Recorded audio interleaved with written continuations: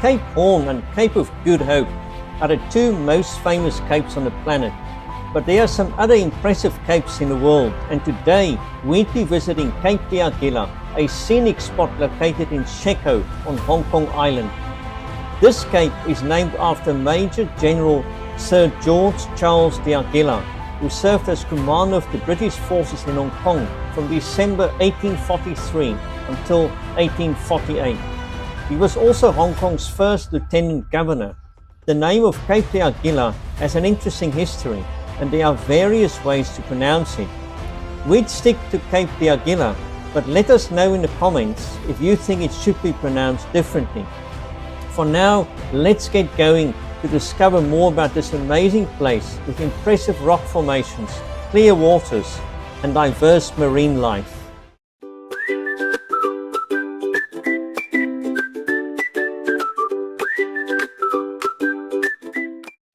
To get to Cape d'Aguilar by public transport, take the MTR's Island Line and get off at Shau Kei 1 station.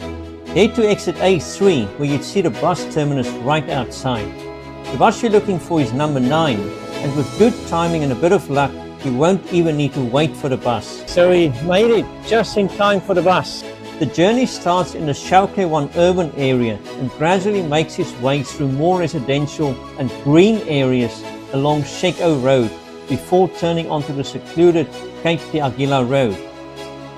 The bus route winds along roads with views of hillsides, lush greenery, and glimpses of the coastline as you head towards the peninsula. As the bus approaches the Cape d'Aguilar Road area, you can see views across the Tai Tam Bay towards the Stanley Peninsula.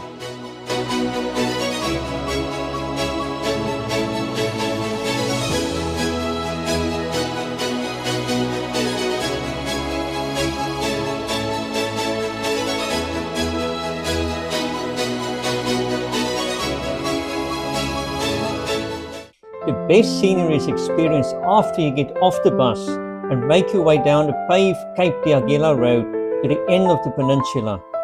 This is a leisurely 45-minute walk past some of Hong Kong's most scenic spots. During our walk, we spotted several bird species like a red-whiskered bulbul, tailor bird, and black kite. The road takes you past rocky shores and stunning views of the South China Sea.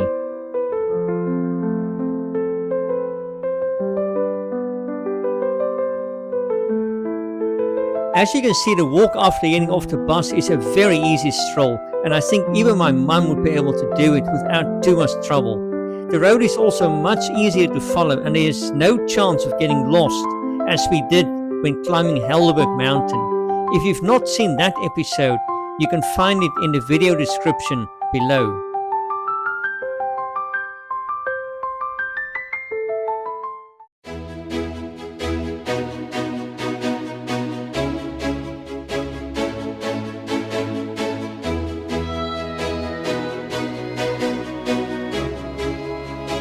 Once you see this sign, you know that you have arrived at Cape d'Aguilar. You'll be greeted by some of Hong Kong's most unique rock formations. This cape is home to a variety of marine life, and the tranquility of this beautiful spot will refresh your soul. At the Swire Institute of Marine Science, 30-minute walking tours with local guides are available free of charge. During such a tour, you will discover over 80 species of hard reef-building corals native to Hong Kong.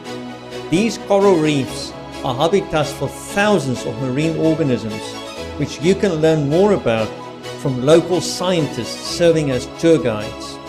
Unfortunately, these walking tours are only offered from Fridays to Sundays and are mostly in Cantonese. Cape d'Aguilar is a great spot for getting close to nature, having a picnic and relaxing at one of Hong Kong's most fabulous coastlines. After walking past the Swire Institute, you'll see a natural cave where tides have been hitting the rocks for thousands of years. The calming effect of sounds in nature will help you unwind from the busy city life. The tiny tidal pools here don't quite compare to the ones of Hermanus in the Western Cape that are big enough for dozens of people to swim in. You'd find a link to our Hermanus episode in the description below. Despite the rather underwhelming tidal pools, Cape d'Aguilar still attracts many visitors from around the world due to its amazing rock formations and beautiful coastlines.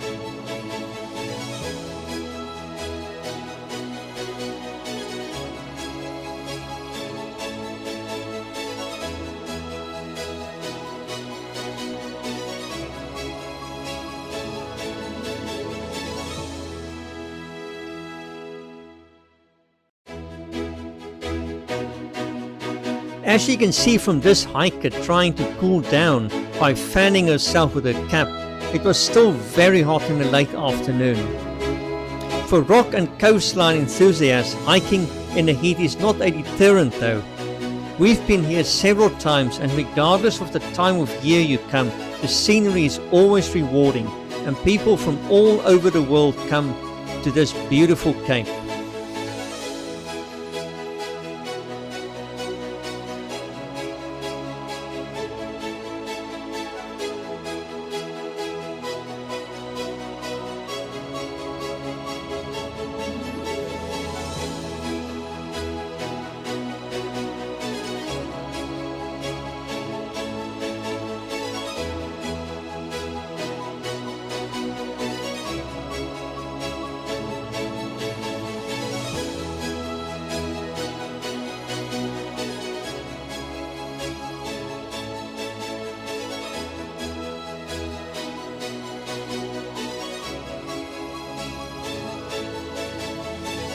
We met some friendly young people from Finland, Turkey and Vietnam who were all very impressed with the scenery.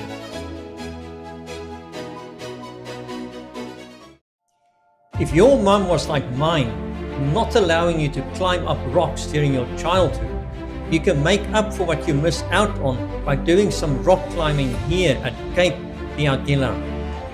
These rocks are easy enough to climb for an old duffer like myself, and you should easily be able to do it with a camera like I did. Are there any places in your country similar to Cape d'Aguilar? Let us know in the comments, especially if you have any good recommendations. And I'm at the highest point. Beautiful day here. It's already past summer, but today is still a hot day. It's I think close to 5 o'clock already, but it's still very warm. But it's a very nice, peaceful place here. So I can highly recommend this walk. Good exercise, not too difficult. And just look at the view. Reminds me a little bit of the Western Cape.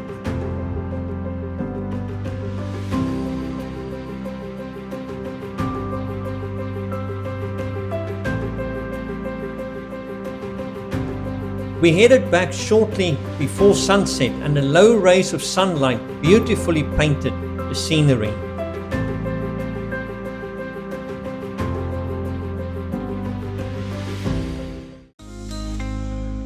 On the way home, we dropped by a rice noodle restaurant for dinner, and we managed to get a vegan meal at an affordable price. As you can see from the menu, it only costs $48, which is already a decent deal for a meal in Hong Kong, and we got a $5 discount because I didn't have enough cash. Well, I just made that part up. They actually had a special going where all customers got $5 off their meals. Ours took quite a while to arrive, but it was worth the wait. There's even a side dish of vegan minced meat and pickles. The main dish consists of tofu rolls, black fungus, hard tofu, radish, lettuce, tofu sheets, bean sprouts, and even goji berries. Quite a rich combination of ingredients, especially at this price. Now let's give it a bite. I started with the hard tofu. The texture of the tofu has absorbed all the taste of the mushroom soup, so it is more flavorful. Look at how thick the mushroom is. For locals, the thicker the mushroom is, the better for absorbing the juices or flavor of the soup. Let's see how Francois thinks about this meal. By looking at his expression, I think he enjoys it. Well, the food here is certainly value for money. It's quite healthy and very filling. The taste is not too bad either, and the restaurant environment is better than some places charging more than triple the price. The seats are fairly comfortable and the noise level acceptable. There is, however, no view to enjoy. Overall, not too bad though, and I'd give this dining experience 7 out of 10. The filling food was a fitting end to our outing, and I was surprised at how much we got for the price. On the way home, the moon shone brightly in the sky, which is a great note for finishing our last 2025 episode. We'd like to wish all our viewers the very best for the new year. See you in 2026.